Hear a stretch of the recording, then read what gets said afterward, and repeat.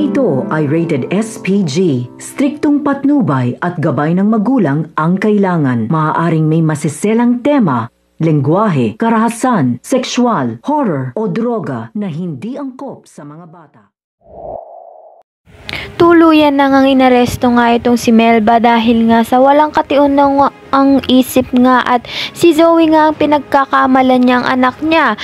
At ito ngang si Annalyn ay naiintindihan nga ang kalagayan nga nito ni Melba at gusto niya ngang tulungan at papuntahin nga sa East Ridge upang ang tulungan matanggal ang tumor nga sa utak niya.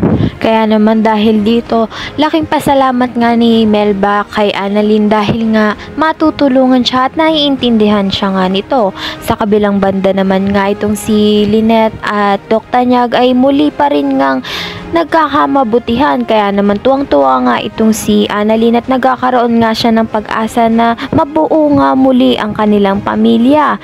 Ngunit itong ang si Moira ay hindi pa rin nga papayag na mabubuo ang pamilya nga nito ni Doc Tanyag, Lynette at ni Annalyn.